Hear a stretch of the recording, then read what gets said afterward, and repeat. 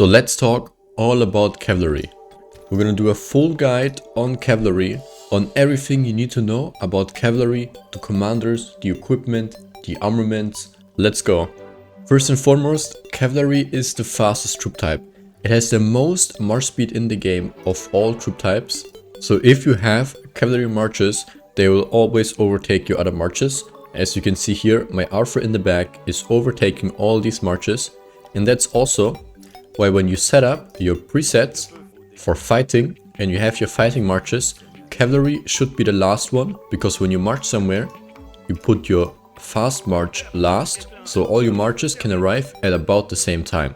Cavalry is also unique to combo damage, except for Liuch's expertise, but on the active skill, only cavalry commanders do combo damage. And cavalry is the best troop for PvE activities against barbarians, against forts, against any events, because of their march speed, simply due to the fact that it's the fastest troop. The civilizations you use with cavalry are actually pretty simple. You use the special unit Malmuk from Arabia, and then for the buff, you use the France buff, which is chivalry if you're open field. And if you're not open field, then you use the Arabia buff, Boundless Oasis. So this is what you run. If you're not open field, Boundless Oasis buff with the Malmuk units.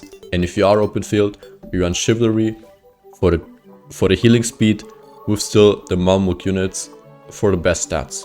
Cavalry is also unique to having the best meta pass swarming right now. Now the meta for pass swarming is shifting quite recently actually. The old meta used to be Huo with Nevsky, but there is some people who are running GG, who are running Ingame Chat with Zubutai for pass swarming, which seems to be the new meta for pass swarming. So let's get into the commander pairings for cavalry. So let's first look at Kvk1 and Kvk2 commanders, or in other words, Pre-Season of Conquest. We're gonna start with Minamoto, and he's a clear S tier, but he is pay to win. And if you don't want to spend money on him, that's totally understandable. After Kvk2, you're not gonna use him in the open field, and he's only really gonna be there to do forts or PvE events. So after Kvk2, you're not gonna use him. If you don't want to spend money, it's totally fine. Then also in S tier, we're gonna put Mehmet and YSG. YSG is an archer commander, but in Kvk1 and 2 he acts more like a leadership commander, because he only gives very little archer specific stats, and if you put him secondary, you can put him behind almost everybody. You can put him behind basically everybody who does skill damage.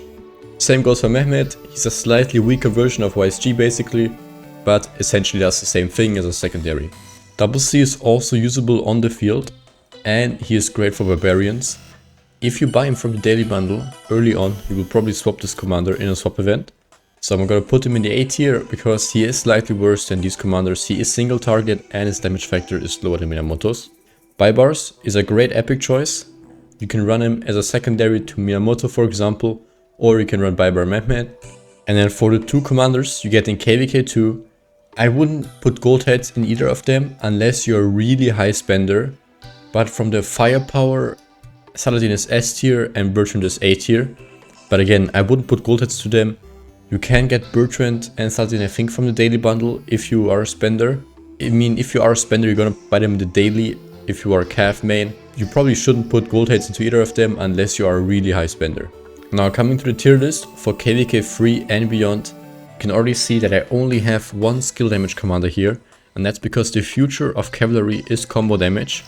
And all the other skill damage commanders like Joan or Belly Prime are not really viable to use anymore. And if you have a wedge set still and you're waiting for the new formations to swap it over, you could run like a Huo Arthur, and that will be your skill damage march. So let's look at one march cavalry, the perfect one march combo. And that will probably be Arthur Achilles. And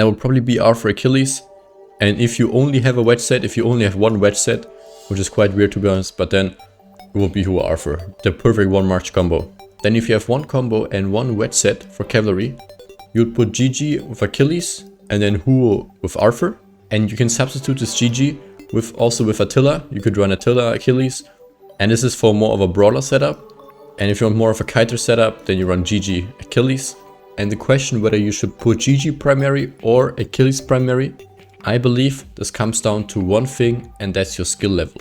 Putting GG primary is technically more damage, because You don't gain anything special from putting Achilles primary, but when you put GG primary, you increase the healing from the Starlight skill by 150%. So putting GG primary has a benefit, but putting Achilles primary has no benefit other than the AoE proccing first, which makes it easier to hold rage. So if you have an issue with holding rage, you can put Achilles primary, you will tag more people and you will hold rage better. But if you don't have an issue with this, and your skill level is high enough to not lose rage in a ball fight, then it's more beneficial, I think, to put Ingame Chat primary. And then if you don't have a second skill march, if you don't use skill anymore, you have to have Arthur primary for this. He's optional primary, but preferred. He can be anything, and Arthur has to be primary. You can run Arthur Philip, which a lot of people do. You could also run Arthur Hector, that's also an option. Or you can switch them around. You can run GG behind Arthur, and then you can do Attila, who also has to be primary with Achilles. So these are possible 2 Cav lineups. And then if we look at a 3 Cav lineup, you could keep these 2 together. And then if we look at a 3 Cav lineup with 1 skill and 2 combo, you're gonna run Huo with Arthur. Then you can run Ingame Chat Achilles and Attila Philip. That's an option you could do. Unfortunately, Ingame Chat doesn't mix with Philip. You can also run Achilles Philip would be an option, but Ingame Chat doesn't mix with Attila or with Philip because he needs someone who does combo damage to enable his healing skill. Because his healing skill only works when you do combo damage and not when you do normal damage. And then if you want to run 3 Cavs for combo, well, I guess this is not a combo march, this is an arch march. I guess you run this as arch, not as combo. You can run Arthur Hector. That is what I think is the best 3 cavalry combo marches in the game right now. But with anything, when you go to 3 marches, you have to dig really deep in the commander pocket. Like with Archer, when you use 3 marches, you have to use Usher in the field. And that's not really a thing I would recommend. So I would stick to 2 marches for your average player, unless you really enjoy playing cavalry. Also a commander I forgot you can use, and that's David. I don't have my log, so the picture looks really stupid. But you can run David. But you can run David as a secondary only to almost any combo commander. I think most people do Arthur David. You could theoretically do a Ingame Chat David, because he has the active skill factor. And then for 3 combo marches, you don't have to use something like Attila Philip. You could do something like Attila Achilles, Arthur Philip, and then Ingame Chat with David. I wouldn't really recommend using him for 2 combo marches, to be honest, because he is a garrison commander. But if you can get him for 3 from the MGE, then you can probably use him for 2 combo commanders. Then I think it's totally fine to use him for 2 combo marches. I wouldn't put any gold test into him if you only use 2 combo marches. So next we're going to talk about the equipment you use for cavalry marches. And there's really only 1 set for Cav that is viable. So Cav equipment wise, there's only really 1 set you can do. And there's a single variation. So it starts with the pants. These are fixed. Ash of the Dawn, Navarre's Control, have to run these. The set boots for Cavs and the set chestplate are also fixed. These are both must have. And then for the weapon, if you're in the early game, you make the Heart of the Saint crit, which gives you 17% defense. And then once you unlock KVK accessories, you use the Sacred Dominion for 25% attack. Do not craft the regular Cav weapon for 20% attack, it's not worth it. And for the helmet, you can run the normal helmet, the normal set helmet, but ideally you run the blue or the epic until you unlock the Season Conquest one, because it's just plain better and you don't gain any set bonus from it. So this is the ideal Cav set, but you can substitute the helmet, that's alright. I would wait though until you can get this one. And then for accessories, it's also pretty simple. There's only really a few options. Basically almost every march needs a horn. I mean basically every march needs a horn except for like 2. And then you can run drums. You can also run the ring, and you can also run the hilt. I would not recommend the hilt for open field, to be honest. I would much rather run a ring than the hilt for open field. Ring plus drum combo is only really viable on Arthur Achilles because you have 16 combo attacks with both active skills combined. But since there is only 2 Cav combo nukers like that in the game right now, unless you run like Achilles David for some reason, you do need a horn. And then if you don't run a drum setup, you run the ring. If you have a drum setup, you run the drums.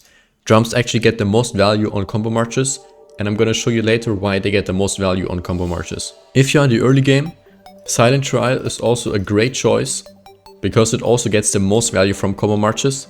And you can also run something like stratagems where you just get more unit capacity so you can do more damage. I wouldn't really run a flag on this, which I would run on like an infantry or archer march. Especially at the start, your number of flags are limited because you only get one per KVK. And then also going into budget gear, like we already said, you can use this weapon, but the Vanguard set for going budget is extremely good, especially at the start.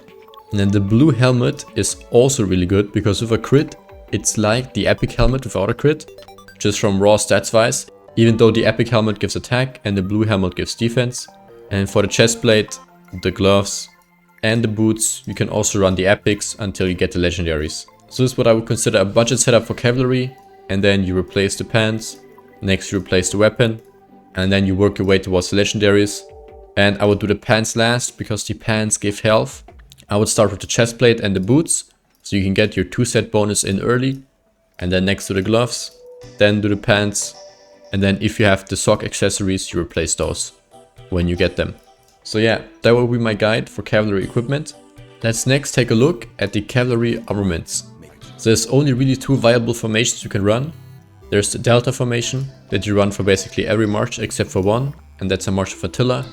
There you should run the arch formation, but if you have an autarch on every single slot on your scroll, you don't want to run this on arch, then you can also run Delta with Attila. If you have something like Attila Achilles, because I believe if you have the scroll slot legendary, it's more beneficial to run Attila with Delta than if you run Attila with Arch and you don't have a legendary here. But that's only if you have an autarch inscription on all your other marches. And the autarch inscription is the gold inscription on the scroll slot, which is the first slot in the armaments. So taking a look at the inscriptions for Delta, the scroll one you obviously get from the autarch, so don't pick this in your wishlist. And the flag one you get from the courier station, so also pick this in the wishlist. So the debate is between Butterfly on the instrument and Flurry on the emblem. And which one of these two is better actually depends on the type of march you're running. Butterfly has the effect of combo attacks launched by the troops are 20% more likely to trigger effects triggered by launching a basic attack. So what this means is when you have something like Arthur's Expertise, if this commander is serving as a primary commander, their troop gains Light of the Lake effect. Whenever the troop launches a basic attack, there's a 50% chance to launch one extra combo attack.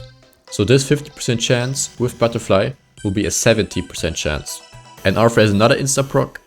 If this commander troop is attacking at field troop, whenever it launches a combo attack or deals direct damage, it has a 30% chance to reduce all targets' rage. This 30% chance will be a 50% chance. And also for accessories, like the drums for example, this 10% chance will go up to 30% too with Butterfly. Now this is a very good inscription for a march like Arthur, which has insta-procs. But if you run for example Ingame Chat with Achilles, then you have the issue, none of these commanders really benefit from Butterfly. Nothing in Achilles' kit is based on insta-procs, like actually 0. He has 0 things in his kit that are based on insta-procs. And Ingame Chat is the exact same. Ingame Chat only has the chance to reduce the target's defense, and this is already a pretty high chance, so you don't need Butterfly for this to proc. So this march in particular doesn't really benefit a lot from the Butterfly inscription, at least not their talents do. So if you run something like Ingame Chat Achilles, then I would prefer the emblem inscription, which is Flurry, over Butterfly. But if I march with a lot of insta-procs, like for example Arthur Achilles or Arthur Philip, then I would prefer Butterfly over this Flurry. It also highly depends, I think, on how many blues you have, especially when you're in the early game. The rare inscriptions you have are pretty limited, and you can see I have 5 rare inscriptions. I have 5 rare inscriptions for the instrument slot, and I only have 1 rare for the emblem. But I run 4 and soon 5 marches in the field. So I can fill all my marches with one of these, but I can only fill one of my marches with a blue here. So regardless of which one of these is better, it would be much more beneficial for me to go with an emblem, because then I can fill a second commander with a good inscription. Then I can replace this one, for example, with the legendary, or I can move the blue one over there and put a legendary here, or I can put a legendary here. And I am quite close to getting my next legendary actually, to getting my first legendary from Pity. I am quite close. So for me, regardless, even if this one is better, I don't have any blues over here. So it would be more beneficial to take it for the emblem slot anyways. Even if this one is slightly better, because I have to consider not only which one is better, but also the difference from blue to legendary and then from white to legendary. And that's something for you to keep in mind, especially if you get very unlucky with your blue inscriptions and on which slots they land on. Which one you should pick, instrument or emblem. This is of course dependent on your own account, and you just have to check your own account on this one. Then coming to the last topic of this video, which is the combo damage factor. Now you can read here that combo damages are affected by bonuses to normal damage, which is why a March like Attila Achilles works, because Attila boosts the normal damage, and then Achilles does this big AoE proc, which does more damage because of Attila's normal damage. Which is why you can also run this with an arch formation, because with the arch formation you also get 5% more normal damage. And then the second thing the combo has, which is the more important thing, which is unique to combo, is that combo attacks can trigger any effect trigger by launching basic attacks. So what this means is when you have this drum, for example, which has a 10% chance to give you 50 rage to 3 marches, and it triggers via basic attacks, whenever you launch a combo attack, this has a 10% chance to launch. So when you're in combat, you do 1 basic attack per turn, and that's 1 basic attack per second, because 1 turn is exactly 1 second. Then you can see when my rage bar fills up and I proc my AoE, you will see the 2 red numbers coming from Arthur, and 2 red numbers coming from Achilles, and there's 2 more red numbers. So I just did 6 combo attacks. These 6 red numbers were 6 combo attacks. So I basically launched 6 extra basic attacks. So this drum in this 1 skill cycle, this 10% chance in this 1 skill cycle procced 6 times. And actually, because I have causative, it's an 18% chance because it's 8% more likely. So I had 18% chance trigger 6 times in this 1 skill cycle. And that's additional to my basic attacks. And combo is the only damage type that can do this. Smite damage on infantry commanders does not have a unique thing like this, and smite damage is just affected by bonuses to normal damage. So combo is the most unique damage factor in the game, and the potential with this is basically unlimited. Because also your gear at tier 5 has a percent chance and is based on basic attacks. And if you have a commander that is heavily reliant on basic attacks, that for example like a Sargon, whenever you deal basic attacks, you deal a damage factor, a commander like this can really be elevated and brought to greatness with combo. Of course this is an old commander and his damage factor is quite low, it's only 500, and he's infantry. This should just serve as an example of what is possible with combo. And if they release a commander in the future, which is something broken that triggers off basic attacks, combo can really make him shine. I think combo is the most fun damage factor in the game, because it's also the most unique, and no other damage factor has this unique ability. So that's it for my Cavalry deep dive. Let me know in the comments if you enjoyed it, and I will see you all in the next one. Goodbye.